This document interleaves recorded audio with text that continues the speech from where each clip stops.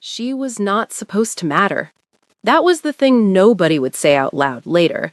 Not the staff who watched it happen slowly over 8 weeks, not the second in command who saw it before anyone else did, and certainly not the man himself who had built an entire empire on the principle that nothing inside his walls happened without his knowledge and his consent. She was not supposed to matter. She was the maid. 8 weeks before the night that changed everything, Zuri arrived at the Kwan estate on a Thursday morning with one bag, a reference letter she had worked 3 months to obtain, and the specific exhaustion of a woman who had been fighting to stay above water for so long that she had forgotten what dry ground felt like. She was 26 years old. She had worked in 4 houses in 2 cities before this one. She knew how to make herself useful and how to make herself invisible and how to tell within the first 20 minutes of entering a new place exactly what kind of silence she was walking into.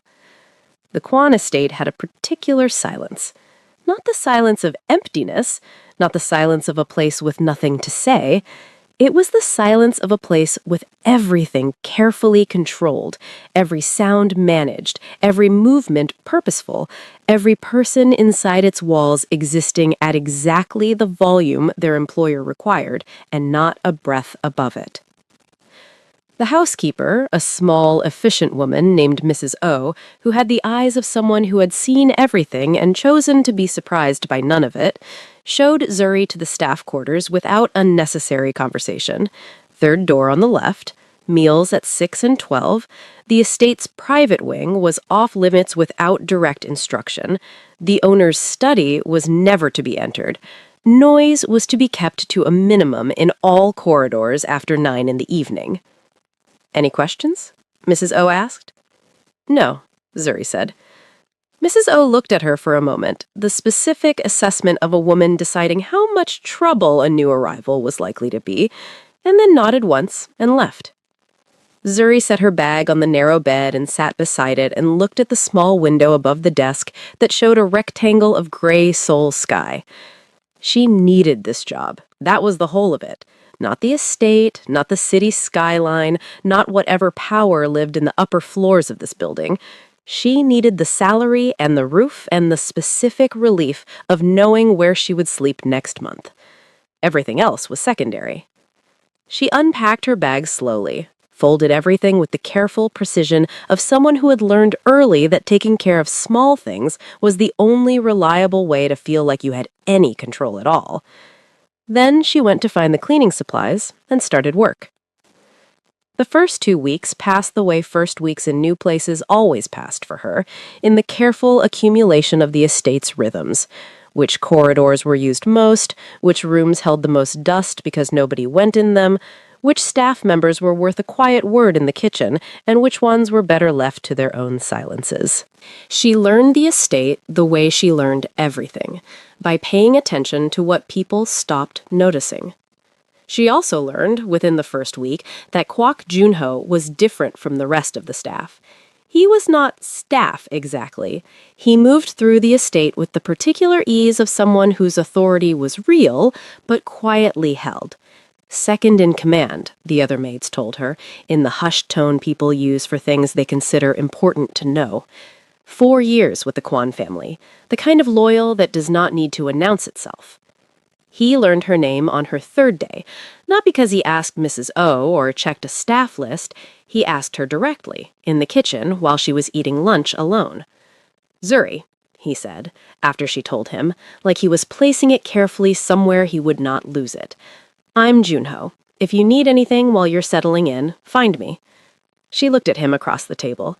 In her experience, men who said, "if you need anything," usually meant something specific by it that had nothing to do with her practical needs. Kwok Junho did not look like he meant anything specific. He looked like a man who had said a true thing and was now going back to his lunch. "Thank you," she said. He nodded. He did not make it anything more than it was. On her 6th day, she was 5 minutes late returning from an errand because the market 3 streets over had been more crowded than expected. Mrs. O's expression when she returned said everything about what 5 minutes late meant in this estate. Before Mrs. O could speak, Kwok appeared from the corridor behind her. "I sent her on an additional errand," he said simply. "The timing is on me."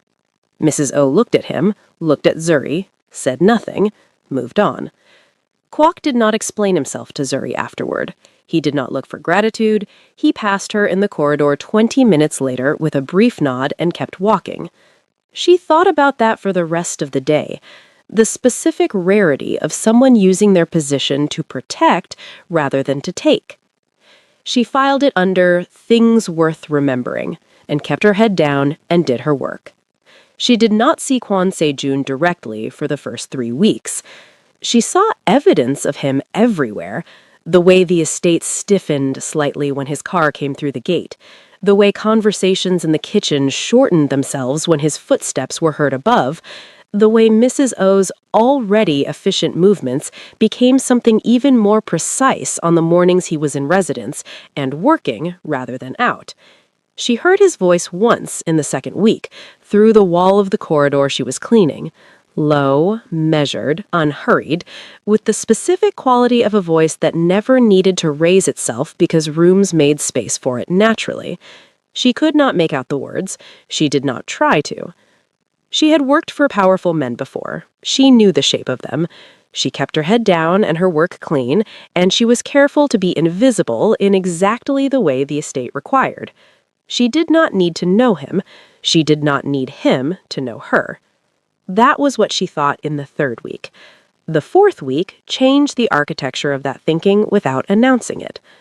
It was a Tuesday. She was in the east corridor with a cleaning cloth and the specific focused quiet of someone in the middle of work they did not need to think about, her hands moving on their own, her mind somewhere slower and warmer, somewhere that had nothing to do with the Kwon estate or soul or any of the practical realities of her life. She was humming. She did not always notice when she started. It was something that happened when she was comfortable. Not necessarily happy, not performing ease, just genuinely settled inside her own body for a moment. A small sound, not a full song, just the shape of one. She heard him stop. She did not hear footsteps approaching. She heard footsteps stop, the specific absence of sound that happens when someone moving suddenly does not. She turned. He was standing at the end of the corridor. Kwon Se-jun was 30 years old and looked exactly like what he was, a man who had been handed enormous power and spent every year since making himself worthy of it. Not tall in a dramatic way, not loud in any way, just present, completely, entirely present, in the way that some people were, in the way that made rooms arrange themselves without being asked. He was looking at her. Not the way employers looked at maids when they noticed them, the brief, cataloging glance of someone checking a household function. He was looking at her the way she had seen him described in the kitchen whispers, but had not fully understood until now. Like the most aware person in any room had just been surprised by something and was deciding what to do about it. She straightened, set the cloth down. "I'm sorry about the noise, sir. It won't—" "It's fine," he said. He said it before she finished. Flat. Factual. Like he had already made the decision.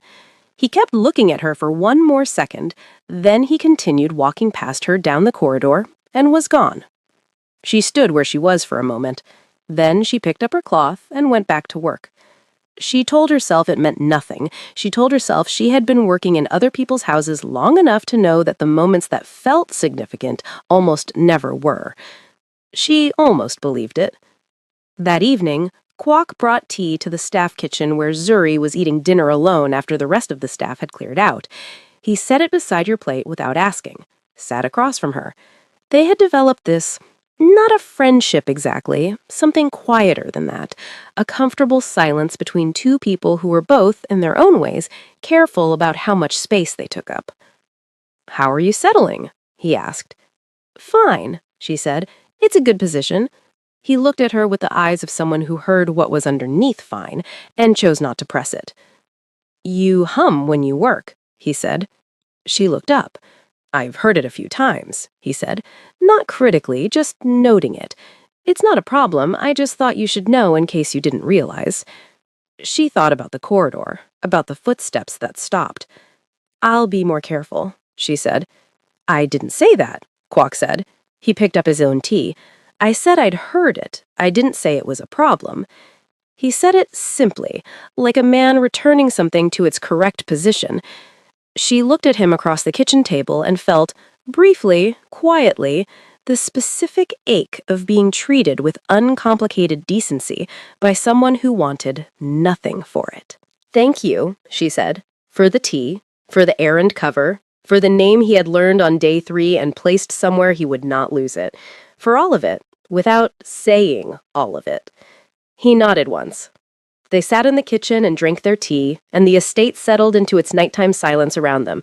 And 2 floors above the kitchen, in the study that was never to be entered, Kwan Se-jun sat at his desk with a briefing document open in front of him that he had not read a word of in 20 minutes. He was thinking about a sound he had not heard in years. He did not examine what kind of sound it was. He closed the briefing document and went to bed. The 6th week was when everything shifted. Not dramatically, not with announcement, the way most things that matter shift. Quietly, in an ordinary moment, in a room that had no reason to be significant until it suddenly was. Zuri had been assigned to the private upper wing for deep cleaning. Mrs. O delivered the instruction on a Wednesday morning with the brisk efficiency of a woman who did not explain herself unnecessarily. Upper wing. Full clean. Private sitting rooms and the corridor connecting them. Take the day. Zuri had never been sent to the upper wing before. She gathered her supplies and went up. The upper wing was different from the rest of the estate in a way she felt before she could name it. The corridors down below had the cold precision of a place built for function, clean lines, controlled light, surfaces that existed to be maintained rather than inhabited. Up here, something else lived in the walls, something older, something that had not been entirely replaced by the estate's current owner and his particular brand of controlled silence. She worked room by room, methodical, thorough. She had learned early that the quality of her work in the rooms people never checked was the actual measure of her work. It was easy to be excellent when someone was watching. The discipline was being excellent when no one was. The 6th room at the end of the corridor was the last one. She pushed the door open and felt it immediately. The specific atmosphere of a room that had been loved and then carefully preserved after the loving stopped. Not neglected, not forgotten, preserved. Every surface dusted, every cushion in its correct position. A room maintained by someone who could not let it go, but could not bear to use it either. She worked slowly in this room. Carefully, the way you moved in spaces that belonged to grief. She was dusting the armoire when she found it. Bottom shelf, folded with the precise care of something handled many times over many years. A silk head wrap, deep blue, hand-stitched at the edges with gold braid so fine it was almost invisible until the light caught it. Old, but immaculate. The kind of old that came from being loved rather than from being forgotten. She picked it up. In her hands, it was immediately familiar.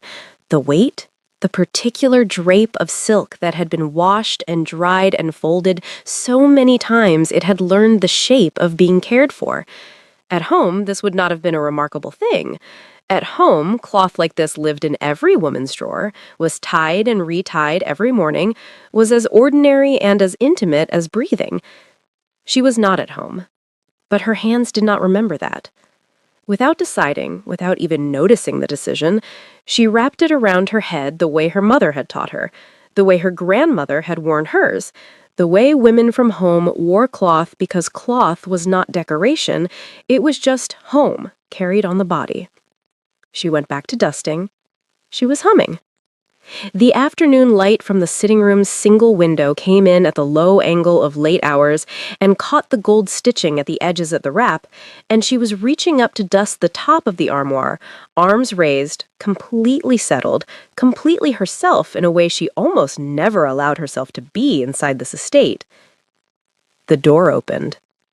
She did not hear it. She heard the silence that followed it. The specific, weighted silence of a presence in a room that had not been there a moment before. She turned. He was standing in the doorway. She had seen Kwon Se-jun in corridors, at the edge of rooms, passing through spaces she happened to be in. She had never been alone with him in a room this small. She had never had his full attention directed at her without the buffer of other people, other purposes, other things for his eyes to be doing. He was not moving. He was looking at her with an expression she had never seen on his face in the weeks she had been watching it from careful distances.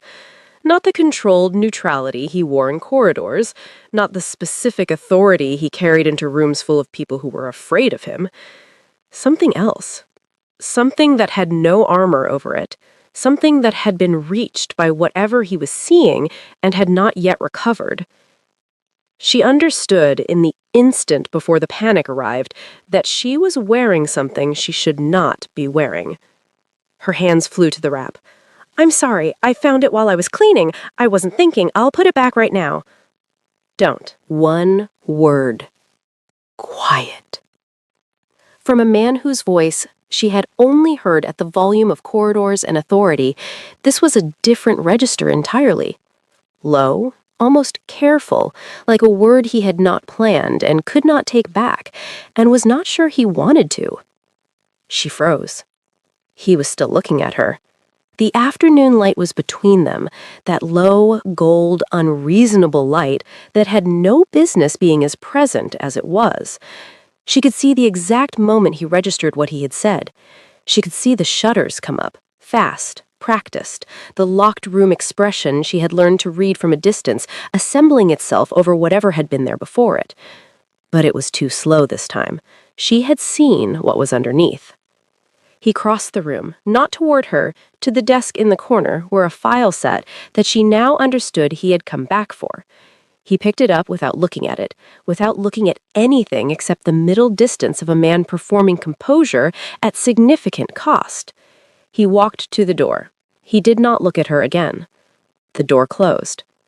She stood in the middle of the sitting room with her arms still half raised toward the silk. Her heart was doing something she had no instructions for. Not fear, exactly. Not the alarm of a woman who has made a mistake that will cost her the job. Something more complicated than that. Something that lived in the specific space opened up by one quiet word from a man who never said anything he did not mean. Don't. She stood there for a long time before she carefully, gently unwrapped the silk and refolded it with the same precision with which she had found it and placed it back on the bottom shelf of the armoire. She finished her work in the sitting room. She did not hum. On the other side of the closed door, for 5 seconds, there had been no footsteps. Then there were. For 2 days, he did not acknowledge her. She had expected this. She had prepared herself for it. The professional erasure that powerful men performed when something happened they needed to unhappen. She would become more invisible. He would become more distant. The estate would recalibrate, and the sitting room would go back to being a room at the end of the corridor, and the silk would go back to being something she had never touched. That was what she expected. What happened instead was quieter and more confusing. Her schedule changed. Not dramatically, just adjusted, so that the heavy work she had been assigned in the lower staff areas redistributed itself without explanation. The rooms she was now sent to were warmer, easier on the body. Mrs. O delivered the new schedule without comment, in the tone she used for instructions that came from above her. Her meals improved. Not extravagantly, just better. A different cut of meat. Fresh fruit that had not been on the staff table before. Small things that could have been coincidence and were not. The other maids noticed, said nothing. They were women who understood that noticing certain things out loud was a specific kind of risk. Zuri noticed, said nothing. She sat with the confusion of it in the quiet of her staff quarters at night and could not decide what to do with a man who said don't, and then rearranged her schedule and improved her meals and continued to not look at her in corridors. On the 3rd day, he called her to his study. She came with a posture she had learned for summoned moments. Hands folded in front of her, face appropriate, nothing visible that she had not decided to put there. The study was exactly what she had imagined from the outside. Large, ordered, every surface purposeful. He was at his desk. He did not look up immediately. "The annual gala is in 5 days," he said. His voice was the corridor voice, the authority voice. "I require an additional attendant for the private guest corridor and the upper sitting rooms during the event. You will attend." She processed this. "As staff, sir?" He looked up. Directly, for the first time since the sitting room. She had been wrong in the weeks of watching from careful distances about the color of his eyes. She had thought they were dark brown. They were darker than that. They were the color of a room with the lights off that you knew had furniture in it. Something in them, just for a moment, just long enough, said something his voice had not been given permission to say. "Yes," he said, "as staff." He looked back down at his desk. She stood for a moment, then, "Yes, sir." She left. He stared at the closed door. Neither of them believed the word staff. Kwok found her in the kitchen that afternoon. She was preparing the evening staff meal, her turn on the rotation, something she did not mind because cooking was one of the few things in this estate that felt entirely hers. She heard him come in and did not turn around. "I heard you've been added to the gala assignment," he said. "Upper corridor attendant," she said. He was quiet for a moment. She could feel him choosing his words with the careful deliberateness she had come to recognize as his particular way of speaking. Never wasted, never careless. "Are you all right with it? It's a different kind of evening, a lot of people, a different atmosphere." She turned then. He was leaning against the counter with his arms loosely crossed, and his face doing the open thing it did when he was not performing anything, which was most of the time, she had realized. Kwok Juno was one of the rare people who did not perform their own steadiness. He simply was steady. "I'll be fine," she said. "I know," he said. "I just wanted to ask." She looked at him across the kitchen. Outside the window, the Seoul evening was settling into the specific gray-blue of a city that did not stop for nightfall, just changed register. Inside the kitchen, something smelled like garlic and warmth and the ordinary comfort of a meal being made. She thought about how different this was from what she had expected of this house. She had expected cold all the way down. She had found cold at the surface, and underneath, in a kitchen on an ordinary evening, this. A man who asked if she was all right, and meant it. "Thank you," she said, "for the errand cover in my first week. I don't think I said it properly at the time." "You didn't need to," he said. "I know," she said. "I'm saying it anyway." He smiled. It was a small smile, the kind that did not perform itself, that simply arrived. It changed his face completely. She turned back to the stove. In the doorway, where neither of them could see him, Kwon Se-jun stood for 3 seconds. He had come for a different reason, a question for Kwok about tomorrow's security briefing that was now entirely gone from his mind. He looked at the back of Zuri's head. He looked at Kwok's face. He looked at the kitchen, warm, ordinary, lit by the overhead light and the smell of something cooking, and felt the specific, formless cold of being outside a thing that has warmth in it. He turned and walked back down the corridor. The security question could wait. That night, he sent one instruction to Mrs. O through the estate's internal message system. Have something appropriate delivered to the staff quarters for the gala, for the corridor attendant, something that fits the occasion. He set his phone face down on the desk. He sat in the chair and looked at the wall. He did not examine what he had just done. He picked up the security briefing and read the first paragraph and set it back down. He turned off the desk lamp. He sat in the dark for a moment. Then he went to bed and lay on his back and stared at the ceiling and thought about nothing specific for a very long time, in the way that people thought about one specific thing without admitting what it was. The white box arrived at her door the following afternoon. No note, no explanation, just a white box with a silk ribbon that cost more than her weekly salary tied around it. She sat on the edge of her narrow bed and opened it. Lavender. Deep and architectural and unmistakably deliberate. She lifted it slightly and felt the weight of it, the specific gravity of something made by someone who understood that a garment was not decoration, it was statement. It was language. It was a choice made by someone who had looked at a color and thought of her. She sat with it in her lap for a long time. She thought about returning it. She constructed the words, "I think this was sent by mistake, sir, or perhaps intended for a different member of staff." And she knew as she constructed them that they were not true, and that he would know they were not true, and that the performance of not knowing would be its own kind of dishonesty. She thought about what it meant to put it on.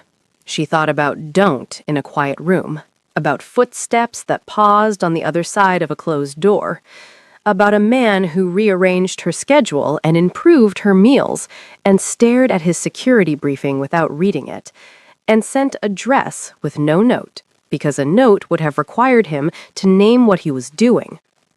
She put it on.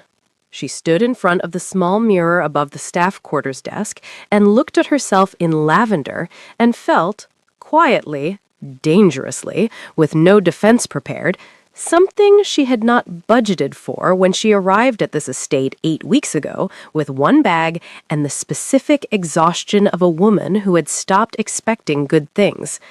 She looked like someone who belonged somewhere.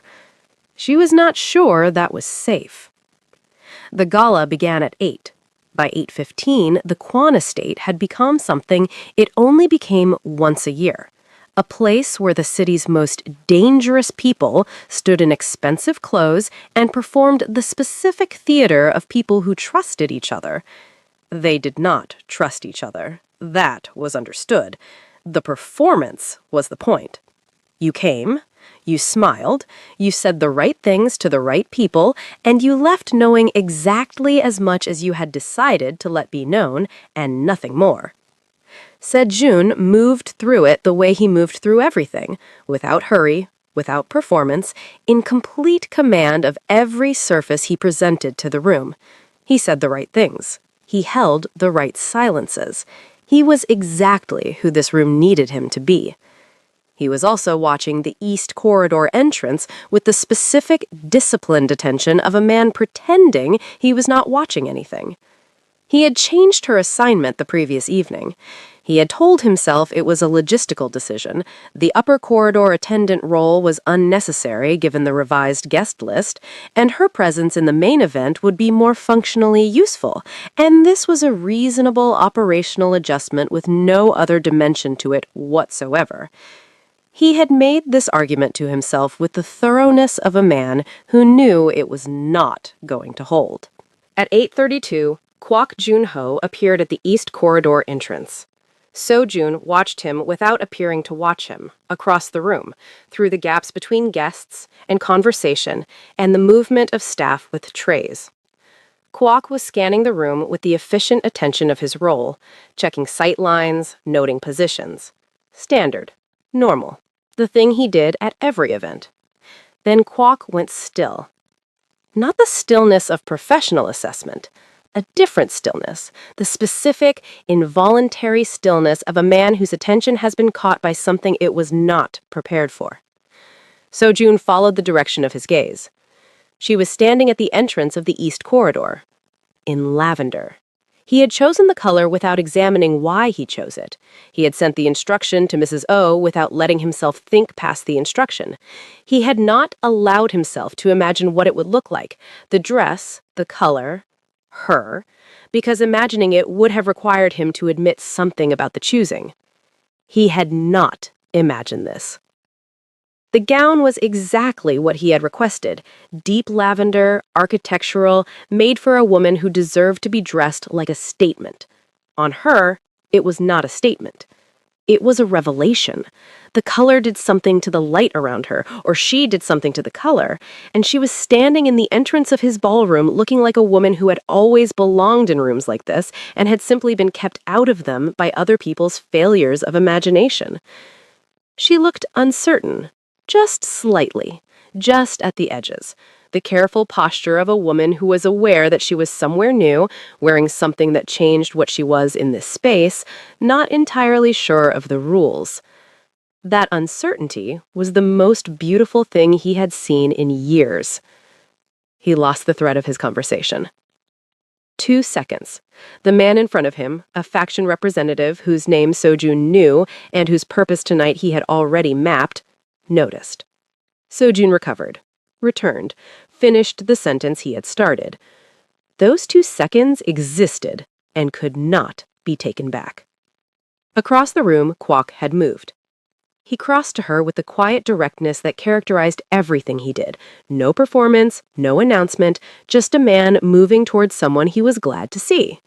He said something to her. Sojun could not hear it from this distance. He watched her face shift from uncertain to something easier, something relieved, the specific relief of a person who has just found the one familiar thing in an unfamiliar room. She smiled. Sojun turned back to his conversation. He felt the smile from across the room like a hand closing around something in his chest, and he had absolutely no language for that and no intention of developing any. For the next hour, Kwok stayed near her. Sejun told himself he was not tracking this. He was aware of it the way he was aware of all variables in a room he was responsible for, professionally, neutrally, without personal dimension. He was tracking every moment of it. Kwok introduced her to guests who approached with curiosity, smoothly, naturally, in the tone of a man making an introduction he had every right to make. He kept her glass full without making it obvious. When a group of older guests near the north window began moving in her direction with the specific momentum of people who had decided they wanted to know who she was and were not particularly concerned about whether she wanted to tell them, Kwok shifted his position slightly, just slightly, so that he was between her and them without anyone being able to point to it as deliberate. She noticed. She looked at him with a small expression of gratitude that she thought nobody else saw. Sejun saw it from across the room. He excused himself from his current conversation with a word and moved toward the west side of the ballroom. Not toward her, just away from where he had been standing, for reasons that had nothing to do with needing to stand somewhere else. He accepted a drink from a passing tray and did not touch it. An older guest, a man named Cho, who had more money than judgment and had been using that combination for 60 years to move through rooms in ways he had not earned the right to move, separated from his group near the east window and began moving towards Zuri with the particular directional intention of a man who had decided she was an available conversation. Sejun watched him cross the room. He began moving. He did not decide to move. His body made the decision before his mind was consulted, and he was 3 steps into it before he caught himself, before he registered what he was doing and what it would look like and what it would mean if he crossed this ballroom right now for that reason. He stopped. He did not need to complete the crossing. Kwok was already there. He had appeared beside Zuri with the quiet inevitability of a man who had been watching the same thing from closer range. He said something to Cho, pleasant, brief, entirely immovable, and Cho recalibrated with the specific social efficiency of a man who recognized a wall when he walked into one and chose to find a different direction. Zuri touched Kwok's arm, her hand on his sleeve, brief, light, the instinctive touch of genuine gratitude between 2 people who had built something real over 8 weeks of ordinary mornings and covered errands and tea in a kitchen. Sejun watched her hand on Kwok's arm. He set his untouched drink on the nearest surface. He turned. He walked away from the conversation he had been holding, left it mid-breath without a closing word for the first time in 3 years of hosting the Scala, and moved through the ballroom toward the east corridor. He did not look back. He did not need to see if anyone noticed. He already knew. He found her 20 minutes later. Not by searching. He had told himself he was not searching. He had business in the East Wing, a logistical matter. He happened to encounter her in the corridor that connected the East Wing to the main hall, away from the guests and the noise and the careful theater of the ballroom. She was standing near the window at the end of the corridor, her back to the room, looking out at the estate's east garden below. The gala noise was muffled here, distant, like something happening in a different world. The corridor was lit by the low wall lamps, and the lavender of her dress in that light did something he refused to look at directly. She heard him and turned. He stopped a few feet from her, The distance was professional. The distance was entirely insufficient. "You were supposed to manage the upper corridor," he said. She looked at him. "You changed my assignment." Silence. "I decided the upper corridor was adequately covered," he said. "Yes, sir." "You should have been briefed on what the main event required. It's a different kind of responsibility." "I managed." "I noticed." The words came out before he authorized them. She heard what was underneath them. He could tell by the slight shift in her expression, the careful way she stayed very still. He looked at her in the lavender dress, his choice, his color, his doing, and felt the full weight of everything he had been refusing to examine for 6 weeks land on him at once. The humming in the corridor, the sitting room, the file he had never retrieved because it was never actually about the file, the schedule he had rearranged, the meals, the dress he had sent with no note because a note would have been the truth, and the truth was something he could not afford in his own house. "You don't belong in this room," he said. His voice was very quiet. It was not unkind. It was the voice of a man saying something he needed to be true because the alternative was something he had no structure for. She looked at him steadily.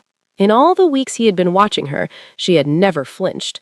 Not from the estate's coldness, not from Mrs. O's efficiency, not from the weight of rooms full of people who did not know her name.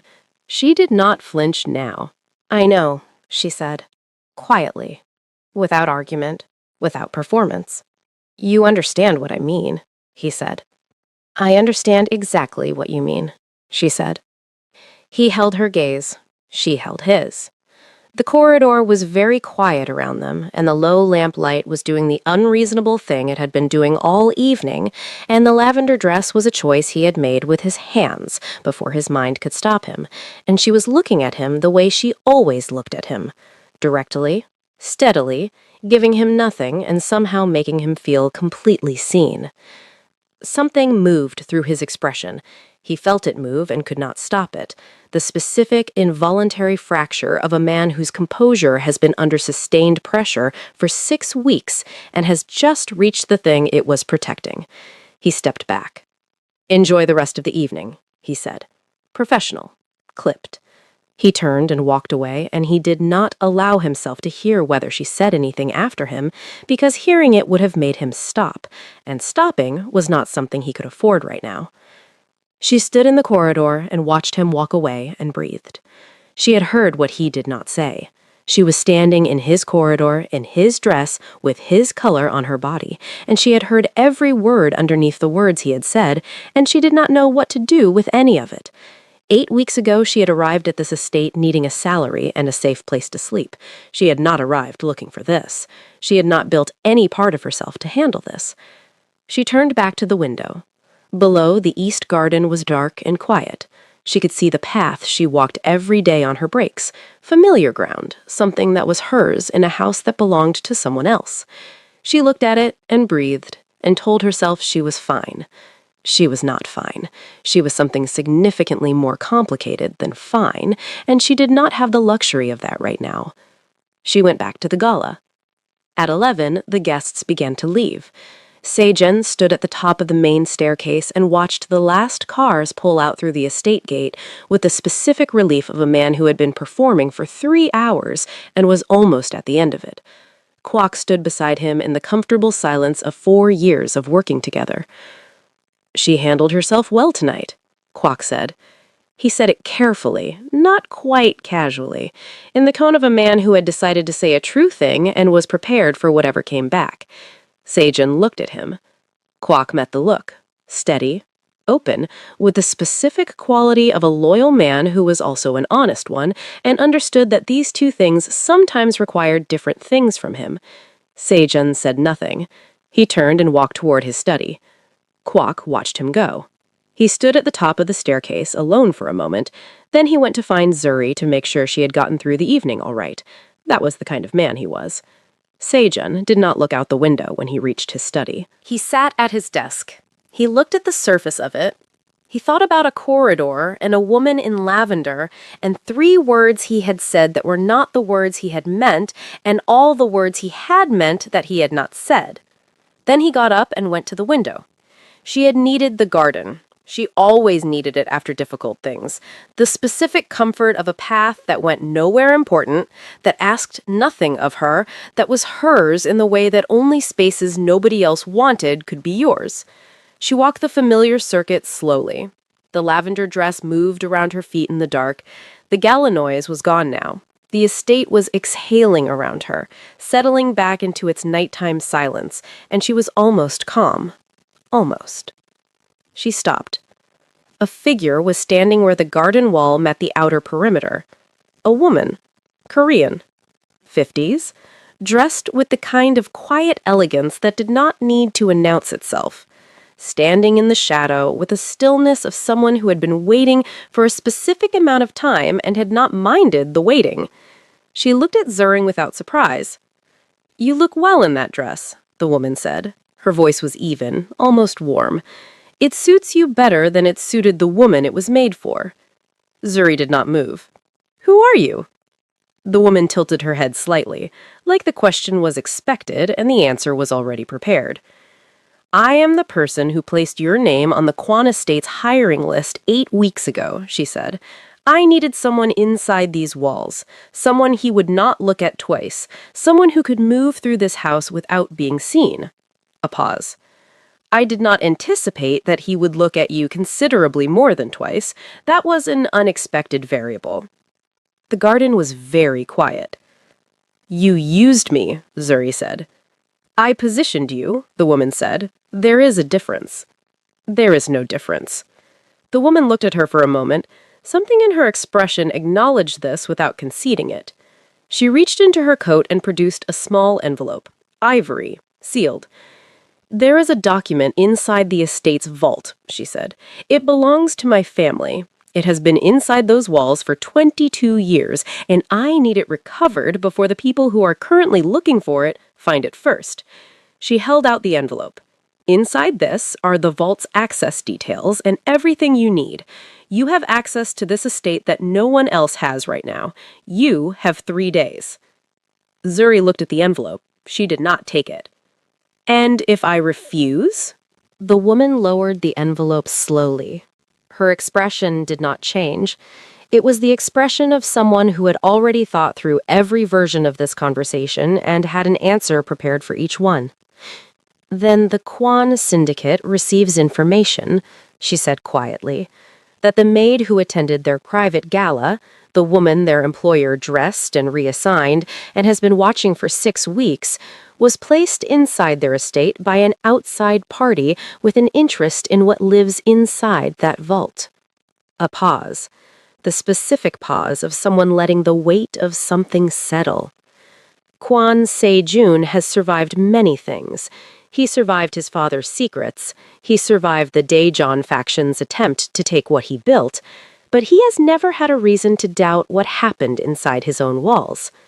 She set the envelope carefully on the top of the garden wall. "Give him one, and watch what he becomes." She stepped back into the shadow. 3 days, she said, and she was gone. The garden held its silence. Zuri stood in the lavender dress and looked at the ivory envelope on the garden wall and felt the specific, devastating weight of a trap that had been built around her so carefully she had not felt the walls going up. 8 weeks. Every morning, every corridor, every cup of tea in a kitchen, and every covered errand, and every quiet evening that had felt like it was becoming something real. All of it. A door someone else had opened, a room someone else had put her in. She looked at the envelope. She looked up at the estate. 3rd floor. The study window. He was there. She could not see his face from this distance, just the shape of him, the still, dark outline of a man standing at a window in a house that was his in every way that a house could be yours, looking down at the east garden, at her, at the envelope on the wall. He was too far away to read her expression. She was close enough to feel the weight of his watching. She did not touch the envelope. She stood in the garden in the dark, in the dress he had chosen, and she looked up at the window and she felt, underneath the fear and the anger and the specific cold of knowing she had been used, something she had no right to feel and could not make herself stop. She looked away first. She walked back toward the staff entrance with her hands steady and her face arranged and the envelope still sitting on the garden wall behind her. Upstairs, Kwan Se-jun pressed his palm flat against the cold glass of the window. He did not know what the envelope was. He did not know who had been standing in the shadow of his garden wall. He did not know that the woman he had been fighting himself over for 6 weeks had just been handed something that could destroy both of them. He knew only that she had been standing very still in his garden in the dark, and that stillness had looked like the specific stillness of someone whose world had just shifted underneath them without warning. He knew that feeling.